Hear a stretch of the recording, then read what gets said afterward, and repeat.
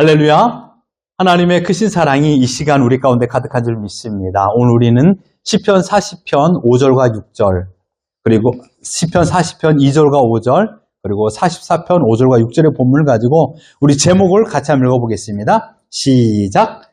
기가 막힐 웅덩이에서 일어나는 법입니다. 이 법이라는 단어가 빠졌네요, 지금. 네. 기가 막힐 웅덩이에서 일어나는 법. 여러분, 인생을 살다 보면 도저히 내 힘으로는 빠져나올 수 없는 깊은 수렁에 빠지기도 합니다. 어떤 것은 쉽게 건널 수 있어요. 그렇죠? 어떤 일은 그냥 내가 숨 한 번 몰아쉬면 넘어가기도 해요. 하지만 어떤 수렁, 어떤 덫은 헤어나오기가 너무나도 힘들어요. 그래서 저는 인생을 이렇게 표현하고 싶습니다. 인생은 수렁 피하기 게임. 요즘 AI가 너무 잘 돼서 이런 그림도 쉽게 만들 수가 있습니다. 웃을 일은 아닌데 인생은 수렁 피하기 게임입니다. 여러분 지금 앞에 수렁이 숨겨져 있는 걸 안다라면 쉽게 넘을 수가 있어요. 그렇죠? 피할 수도 있어요. 길을 돌아가면 돼요.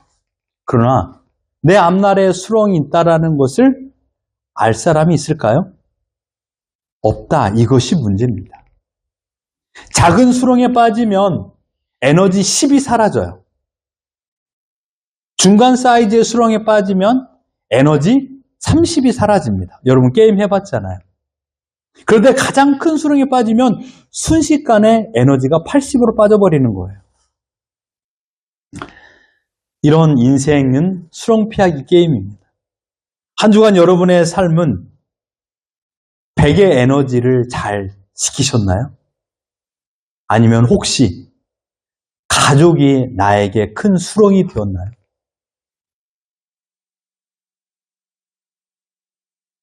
이 수렁을 잘 피해야 됩니다.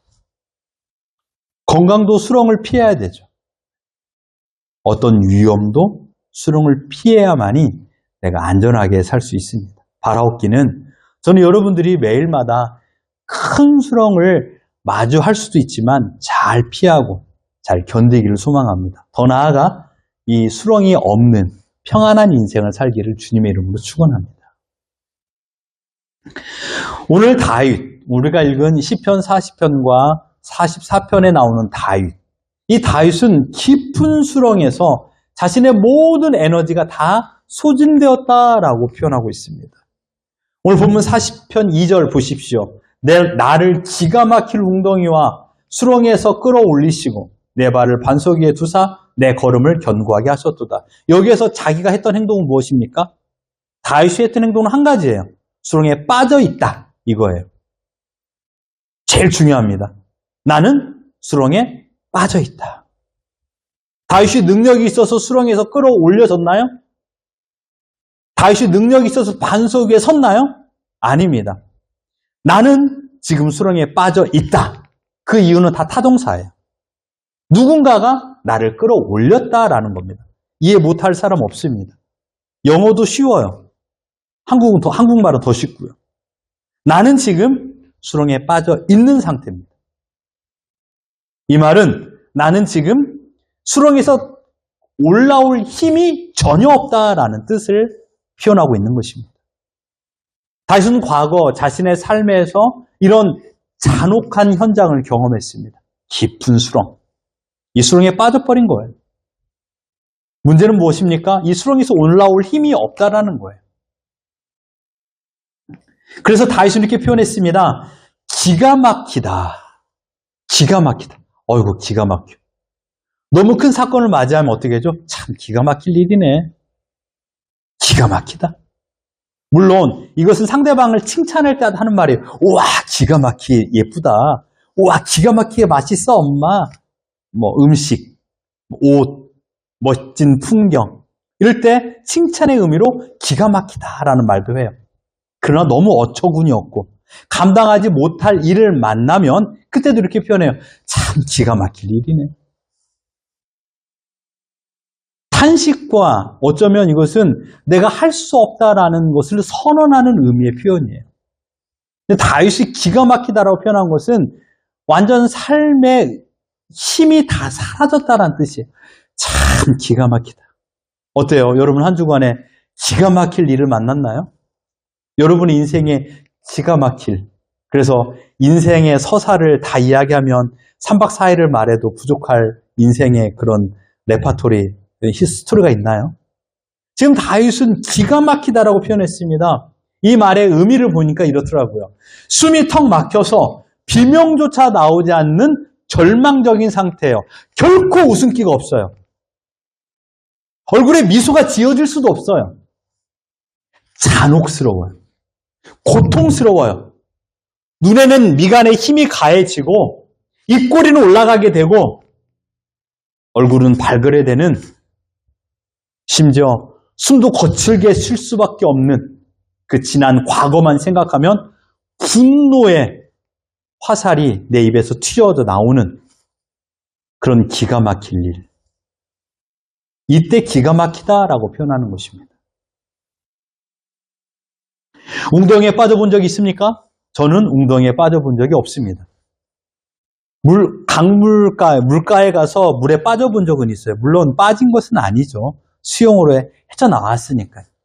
장난치다가 친구들끼리 멀리 가잖아요. 우리는 물에서 노는 아주 물을 다스리는 존재들이죠. 아주 수영도 잘하고. 애들을 막 밑에서 막 발을 끄집어 당기죠, 저희는. 네. 그런 아주 대단한 실력을 가진 자라고 자부했으나, 네.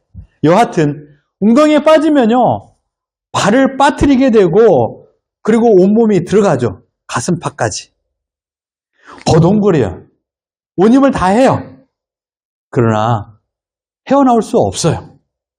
그런데 이것이 장난이 아닌 재정의 위기나 인간적인 깨어진 관계, 건강의 적신호, 불투명한 미래의 사인, 이 네 가지에 비롯된 웅덩이에 빠지면요.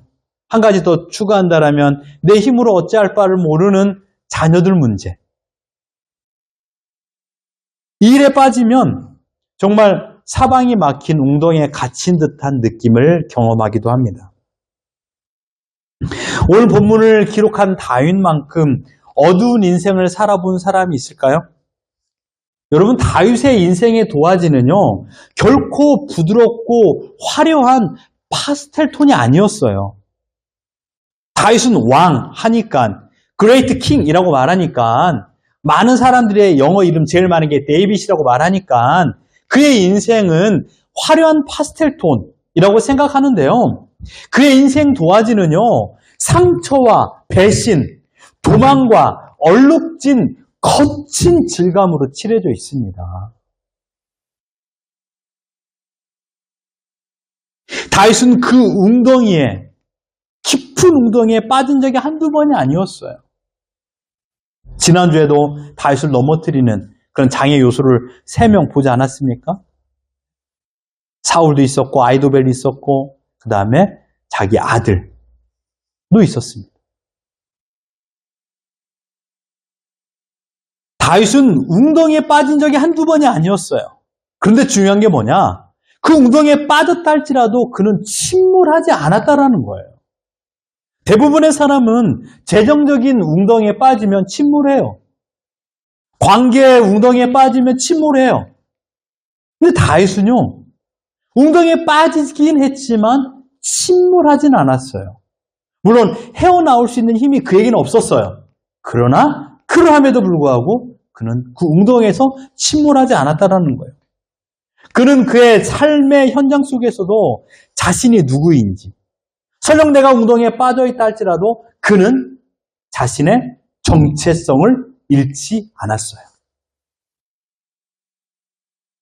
이 정체성을 잃어버리면 그때부터 웅덩이와 나는 한 몸이 되는 거예요.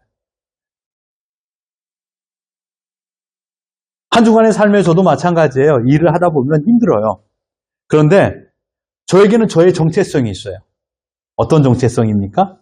물론 목회자인 것도 있고, 그러나 현장에서의 저의 정체성은 내 가정을 책임져야 될 가장의 정체성이에요. 고객이 물어요. 비 오는 금요일 마지막 집 같은 경우에는 되게 힘들거든요.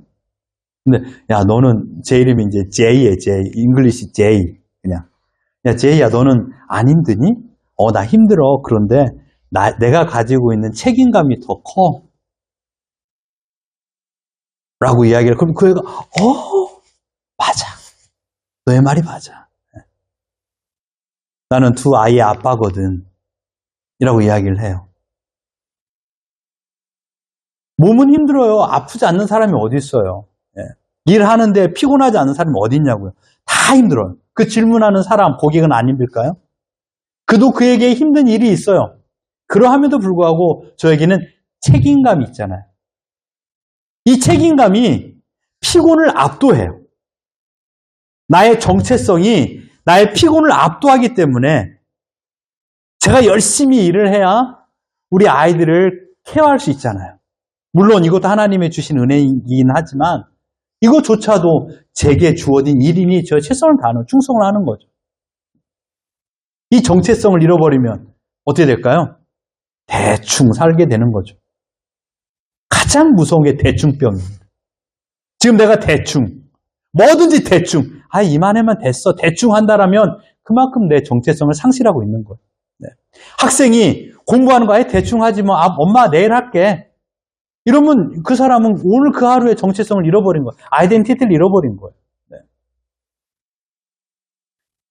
다윗은 깊은 웅덩이에 빠졌다 할지라도 나는 하나님의 자녀라는 정체성을 잃지 않았어요. 그러니까 견딜 힘이 생기는 겁니다. 이따가도 말씀하겠습니다만은. 더 나아가 두 번째로 내가 어디로 가야 될지의 방향, 지향성. 이것을 항상 지켜냈습니다. 설령 내가 지금 웅덩이에 빠져있다 할지라도 나는 여기에서 죽을 존재가 아니야. 내가 설령 실패했더라 할지라도 지금 내 육신이 처참히 무너졌다 하더라도 내 인생은 지금 이걸로 끝이 나지 않아. 나는 마음을 갖는 지향성, 목표 지향성.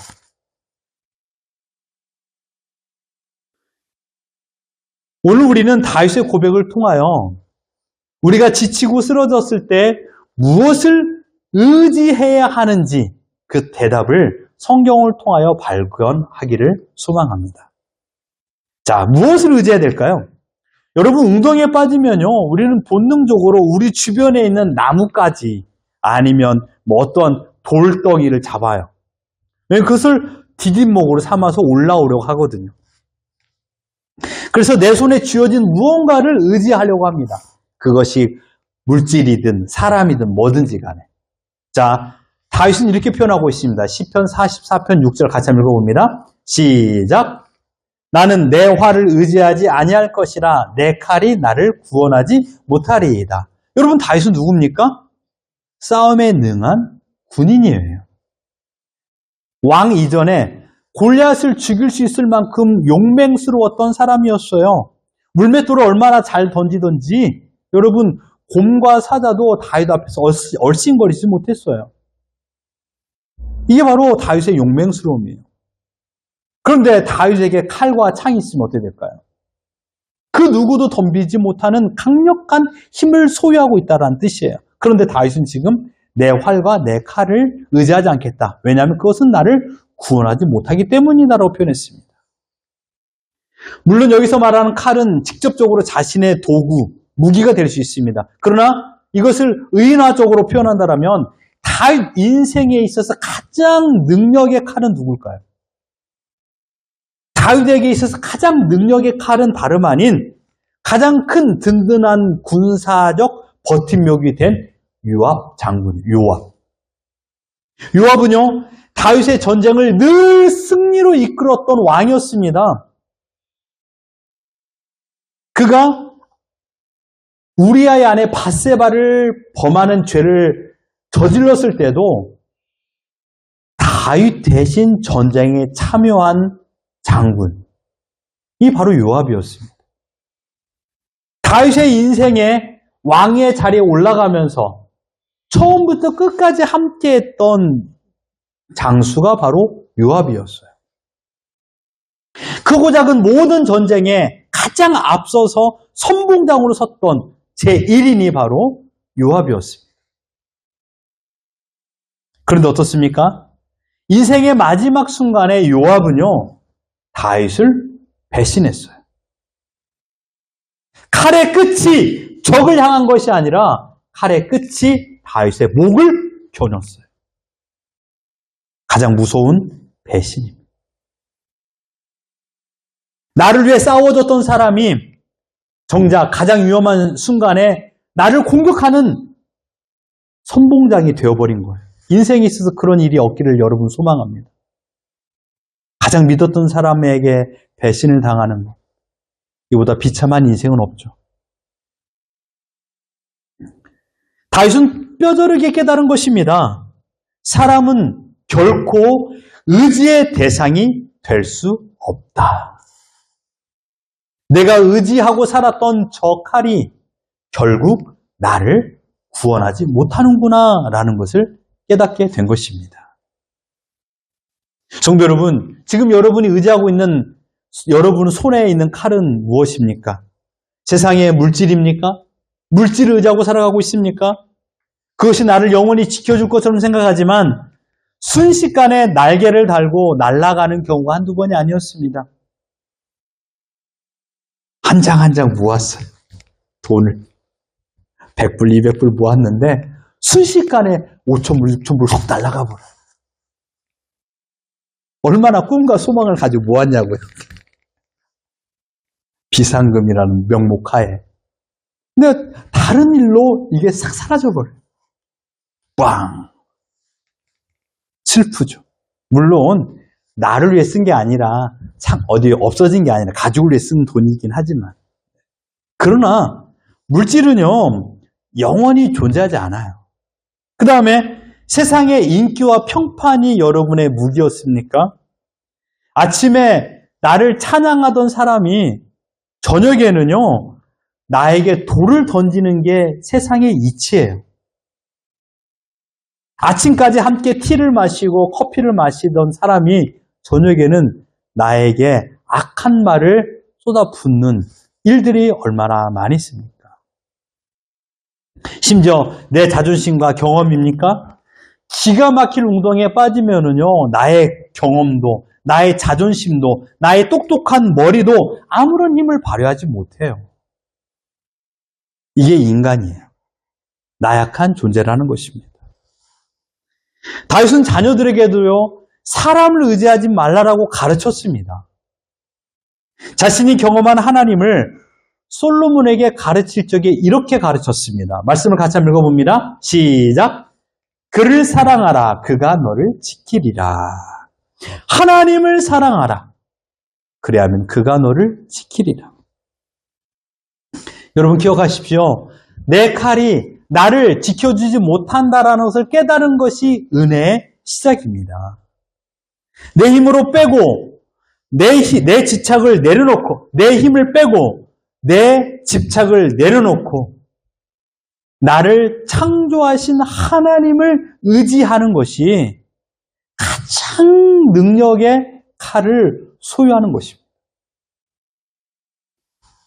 그렇다면요, 웅덩이에 빠지면 어떻게 그 웅덩이에서 헤어나올 수 있을까요? 오늘 살아내기 위해서 다윗이 붙잡았던 두 가지를 같이 생각해 보길 바랍니다. 첫 번째로 웅덩이에 빠져나오는 방법은 하나님 바라보기라는 명확한 목적을 세워야 됩니다. 하나님 바라보기라는 명확한 목적을 세워야 됩니다. 여러분, 많은 사람들, 많은 철학자들이 이렇게 말합니다. 목적이 명확하면 힘이 생긴다. 맞는 말 아닙니까? 목적, 삶의 목적이 명확하면 힘이 생긴다. 이것입니다. 다윗이 웅덩이 속에서 목적이 하나였습니다. 웅덩이 속에 빠졌지만 다윗의 목적은 하나였어요. 내가 여기서 살아나겠다라는 목적이 아니었어요. 아주 중요합니다. 내가 이 구덩이 속에서도 하나님을 바라보겠다라는 것이에요. 내가 이 구덩이 속에서라도 하나님을 바라보겠다라는 지향성, 이것이 있었습니다. 지금 웅덩이에 빠진 현실이에요. 그것도 아주 great situation. 너무나도 말할 수 없는 감당 못할 상황에 직면했어요. 이때 많은 사람들은 자포자기하죠. 그러나 다윗은 목적을 세웠어요. 나는 이 웅덩이 속에서도 하나님을 잊지 않겠다. 한 주간 여러분의 삶은 어떻습니까? 혹시 여러분의 삶에 핵폭탄이 투여가 됐어요? 너무나도 힘든 상황을 마주했어요. 어떻게 했습니까? 마음에 막 분노, 미움, 원망, 벙벙벙 가슴에 터지지 않았나요? 그때 하나님 어디 계셨어요? 하나님께서 허락하여 주신 일이에요. 하나님께서 허락하여 주신 만남이에요.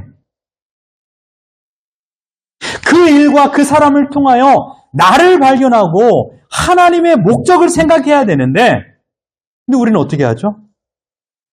나를 해하고 나를 공격하는 그 사람과 똑같지는 못한다 할지라도, 그 사람에게 공격하지 못하는 연약함이 있기 때문에 말은 못하지만 내 마음속으로는 엄청 악한 욕을 하고 있어요. 표현하지 않은 욕과 표현한 욕, 다를 바가 뭐가 있습니까?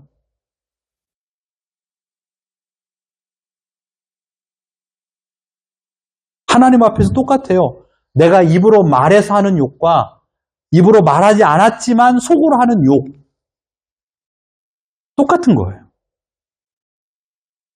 내가 웅덩이를 만들지 않았지만 상대방이 웅덩이를 만들어서 나에게 그 안에 나를 밀어넣었다고 쳐요.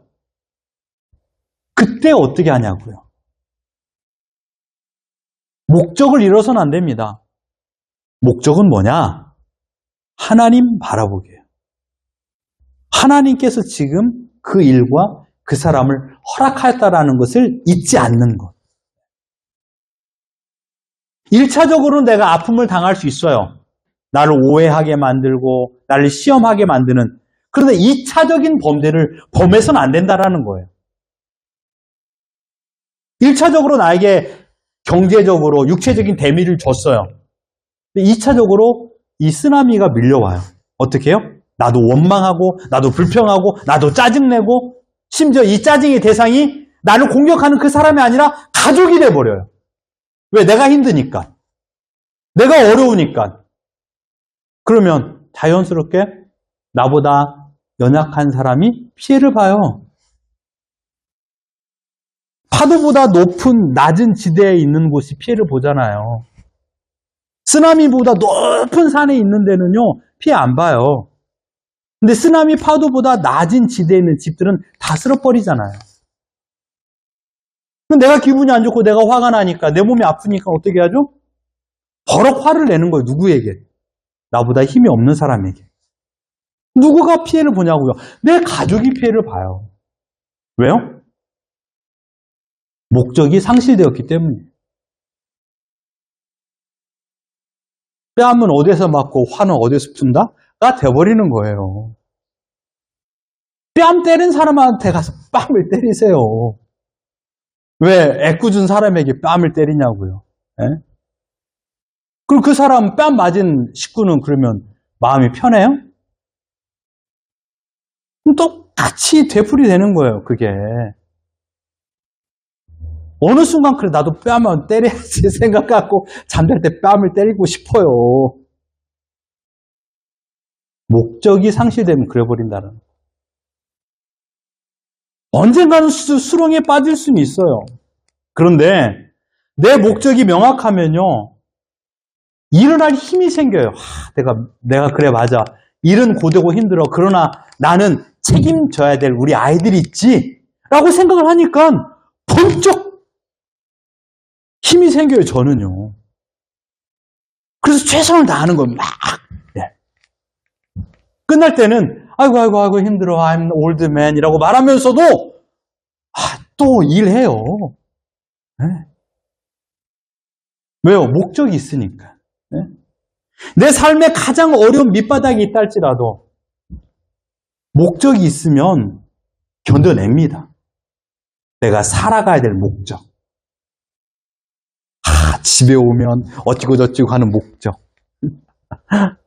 그 목적이 내 머릿속에 있으니까 막 힘이 나요. 제 얼굴 보세요. 지금 막 기쁘지 않나요?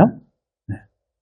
현실은 어렵지만 저에게 있어서 보석과 같은 존재, 아이들과 가족이 있으니까 그 목적이 있으니 오늘을 견디는 겁니다. 우리의 가장 커다란 목적은 무엇입니까? 천지를 만드신 하느님, 그 하나님이 내 아버지라는 이 사실을 잊지 않고 오늘을 살아내는 것, 이 목적을 갖는 것이에요. 근데 이 목적이 너무 커다랗게 생각하는 사람들이 있습니다. 그래서 제가 또 다른 주제를, 그런 것을 말씀드리면 이겁니다. 지칠 때일수록 단기 목표를 세워야 됩니다. 큰 목표를 세우는 것이 아니에요. 지치면 지칠수록 내가 할 수 있는 아주 작은 목표를 세우십시오.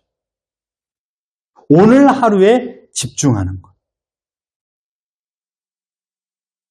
너무 지치면은요, 한 달 뒤에 목적이 보이지 않아요. 너무 지쳐 있는데 어떻게 1년 후, 아들아, 네가 열심히 하면 3년 후에는 뭐 어디 좋은 데를 갈 수 있어. 그러니 오늘 열심히 해. 오늘도 지쳐 있는데 3년 후가 보이냐고요. 예? 아니죠. 그게 아니죠. 엄마 아빠는 청사진을 그려놨어요. 앞으로 5년 후에 우리 아이가, 아니면 우리 사업이 어떻게 될 거다. 그려놓고 있는데 지금 나는 벌써 많이 그러기 상태야. 힘이 없어요. 어떻게 5년 후, 10년 후가 보이냐고요. 안 보이죠. 어떻게 해야 되냐고요. 단기 목표. 아주 작은 것. 내가 할 수 있는 것을 세우는 거예요. 그게 바로 뭐냐? 딱 오늘 하루입니다. 오늘 하루에 지금 이 순간에 집중하고 사는 거예요.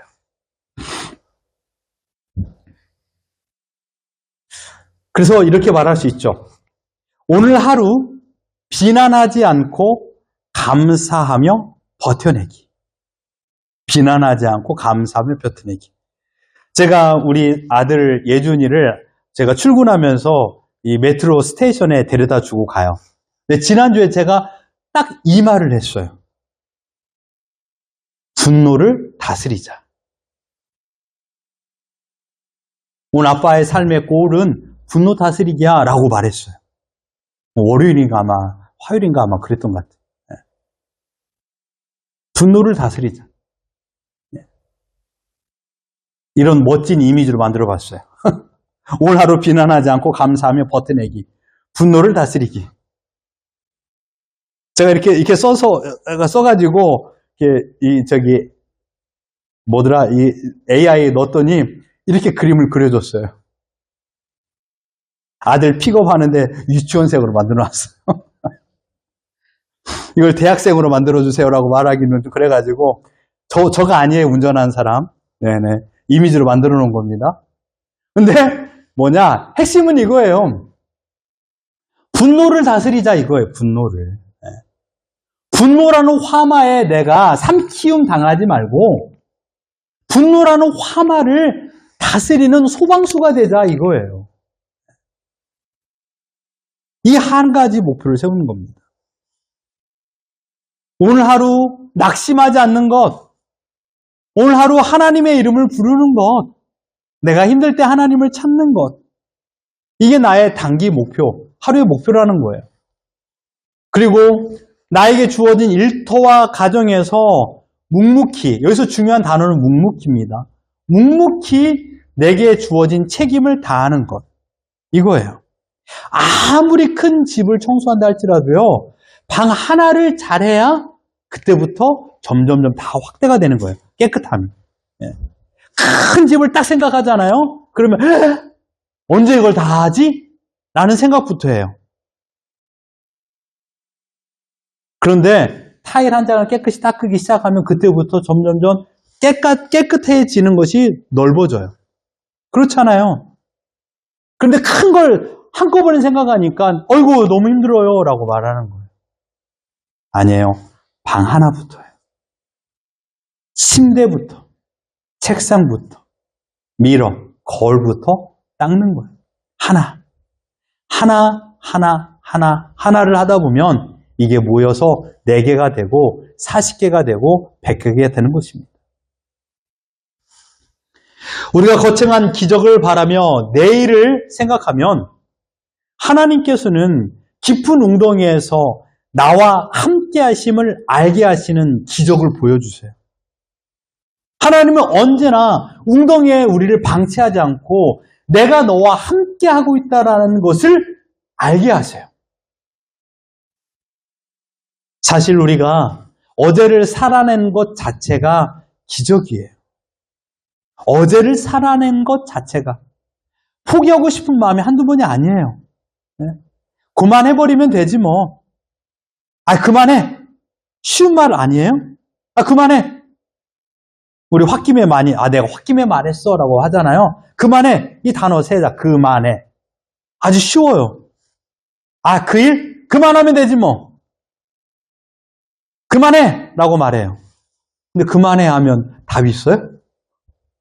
또 다른 뭔 일이 준비되어 있나요? 없어요. 하루하루를 견디는 것 자체가 내 힘으로는 감당하기 어려워요. 오늘 아침 눈을 뜨고 밥을 먹고 이 자리에 나와 예배를 드릴 수 있다는 것 자체, 이 평범한 자체가 하나님의 은혜입니다. 그래서 여러분 소망하세요. 평범한 일상을 꿈꿔라. 평범한 일상.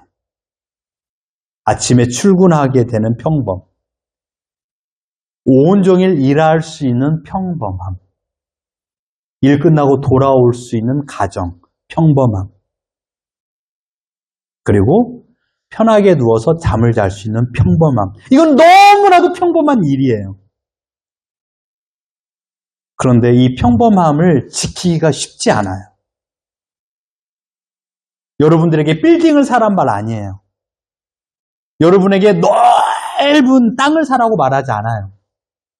평범하게 출근하고 출근할 때 이용할 수 있는 자동차든지 그 다음에 경제적인 그럼 출근할 수 있는 재정적인 능력 내가 일할 수 있는 일터 돌아올 수 있는 힘 그리고 편히 살 수 있는 집 너무 평범한 거 아닙니까? 평범한 일상을 꿈꾸세요. 여러분의 평범을 위해서 하나님은 기적을 공급하셨어요.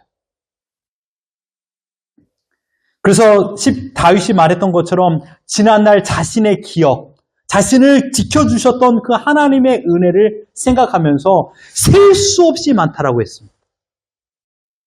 기가 막힌 웅덩이에서 나를 끄집어 올려주신 하나님, 나를 반석 위에 세워주신 하나님의 놀라운 은혜가 끊임없이 많다라고 다윗은 고백하고 있어요. 그 위대한 그레이트 킹 다윗조차도 하나님의 도움과 하나님의 능력으로서 살았다라고 표현하고 있습니다. 그럼 우리는 어떨까요? 우리도 마찬가지입니다. 다윗에게만 이런 기적을 베푼 것이 아니라 나에게도 나조차에게도 하나님은 이런 기적의 손길을 내미셨어요. 단지 내가 그것을 기억하지 못한다라는 것이 문제예요. 그것이 하나님의 은혜였구나. 그것이 하나님의 능력의 손이었구나. 인정하는 만큼 하나님의 역사는 더 크게 나타나는데 내가 인정하지 않아요. 기억하지 않아요. 의식하지 않아요. 그래서 인정하는 것이 능력이에요. 의식하는 것이 믿음이에요. 여러분 지난날 여러분의 가정을 지켜주었던 하나님을 기억해내셔야 됩니다. 지난주도 말씀드렸듯이 그리고 그 과거의 하나님이 오늘 현재도 역사하신다는 것을 여러분께서 인정하셔야 됩니다. 하나님은 언제나 지금의 현장에서든 깊은 수렁에 빠져있다 할지라도 그곳에도 하나님은 우리와 함께 하셨고 우리에게 손을 내밀어 주셨습니다. 말씀의 결론 짓겠습니다. 하나님은 우리의 전부를 알고 계십니다. 우리가 깊은 웅덩이에 빠져서 눈물 흘릴 때에도 타인에게 말하지 못하는 억울함과 지쳐있는 마음까지도 하나님은 모두 다 헤아리고 계십니다. 오늘 이 시간 그러므로 우리는 결단해야 됩니다. 세상 물질에 대한, 세상 사람에 대한, 지금 내 앞에 있는 사람에 대한 집착을 내려놓으셔야 됩니다. 그 사람은 내가 선택한 사람이 아니에요. 하나님이 보내준 사람이에요. 그런데 내가 할 수 있는 만큼의 최선을 다하는 겁니다. 세상 인기에 연연하지 마십시오. 오늘 아침에 나에게 같이 따뜻한 커피 한 잔 마시는 사람이 저녁에는 나에게 칼의 끝을 내밀 수도 있습니다. 그처럼 무서운 인생을 우리가 살고 있죠. 여러분의 자존심을 세우려다가 초가삼간을 태운 일도 있습니다. 결단코 여러분의 자존심은 여러분을 프로로 만들어주지 않아요. 자존심을 내려놓을 때 프로가 됩니다. 멋진 표현 아닙니까? 자존심을 내려놓을 때 프로가 된다. 이 한 문장을 만들기 위해서 전 어제 밤을 샜습니다.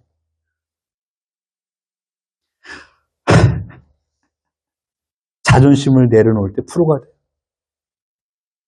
코치가 말하면 들어야죠. 계속 자존심 들어. 나는 지금까지 이렇게 했으니까 이렇게 할 거야. 하나 야구 선수 계속 폼 고집하다가 지금 못 던지고 있잖아요. 그러면 안 돼요. 코치가 말하면 수정해야 돼요. 바꿔야 돼요. 자존심은 나를 지켜주지 않아요. 내 힘을 의지하기 시작하면 그때는 손이 굳어버려요. 너무 그립을 세게 쥐면 손바닥이 터져요. 그립을 풀어야 돼요. 프로 선수들의 가장 잘하는 거 힘 빼라. 인생에 힘을 빼라라고 말하잖아요. 근데 힘 빼는 게 너무 어려워요. 노래 부를 때도요. 이렇게 힘이 들어간지 모르겠어요. 아직 저는 프로가 아니어서 그런가 봐요. 힘을 빼야 돼요. 그립을 풀어야 돼요. 칼을 내려놓으셔야 됩니다. 그리고 내 인생의 목표, 하나님을 정확히 바라보는 거. 시편 40편 5절 같이 한번 읽어봅니다. 시작. 여호와 나의 하나님이여, 주께서 행하신 기적이 많고 우리를 향하신 주의 생각도 많아 누구도 주와 견줄 수가 없나이다. 내가 널리 알려 말하고자 하나 너무 많아 그 수를 셀 수도 없나이다. 나의 열 손가락으로 하나님의 기적을 셀 수 없습니다. 카운트할 수 없습니다. 라고 다윗이 말하고 있습니다. 그 하나님의 사랑이 지금 오늘도 살아 역사하고 계십니다. 그리고 그 하나님의 사랑의 손길은 수렁에 빠진 우리 모두를 붙잡고 계십니다. 2절 같이 한번 읽어볼까요? 시작. 나를 기가 막힐 웅덩이와 수렁에서 끌어올리시기로 내 발을 반석 위에 두사 내 걸음을 견고하게 하셨도다. 나의 힘이 되신 여호와 하나님은요, 내가 수렁에 빠졌을 때 손을 잡아 끌어 올려주시는 분입니다. 지금 나의 상태, 내 스스로, 나의 힘으로는 이 수렁에서 빠져나올 수 없다라는 것을 인정하십시오. 그리고 언제나 변함없이 나를 사랑하시는 그 따스한 목자 되시는 하나님을 여러분도 사랑하십시오. 하나님이 나를 사랑하는 만큼 여러분도 한번 사랑하려고 노력해 보세요. 상대방이 나를 사랑하는 만큼 내가 사랑하려고 노력하면요, 그 사랑은 증폭이 되죠. 마찬가지예요. 하나님께서 나를 사랑하는 만큼 여러분도 사랑하려고 한번 노력해 보세요. 이번 주 여러분에게 해야 될 단기 목표예요. 하나님이 나를 사랑하는 만큼 나도 사랑하려고 하는 것. 아빠가 딸을 사랑한다라고 표현하는 만큼 아빠와 딸도 아빠에게 사랑한다고 표현해 보세요. 어떻게 될까요? 그 정답은 다음 주에 제가 말씀드리겠습니다.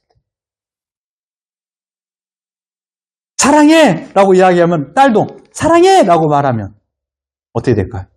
사랑이 더 커지죠. 여러분, 이번 한 주간 하나님께서 나를 사랑하는 만큼 여러분도 사랑하려고 노력하는 것, 이 단교 목표를 세우십시오. 세상은 나를 위협하고 나를 해하고 나를 넘어뜨리려는 손을 내밀고 있어요. 그러나 하나님은 나에게 용기를 주시고 격려하시고 힘을 주시고 수렁에서 끄집어 올릴 만큼의 강력한 손을 내밀고 계세요. 세상의 손을 붙잡지 마시고 하나님의 손을 붙잡으십시오. 그래서 오늘이라는 삶의 현장에서 아주 작은 목표, 하나님이 나를 사랑하듯이 나도 하나님을 사랑하겠다라는 작은 목표를 세우시고 실천하시면서 내 존재를 잊지 마시고 하나님을 지향하는 태도로 이번 주를 살아가는 우리 모두가 되기를 예수 그리스도 이름으로 축원합니다.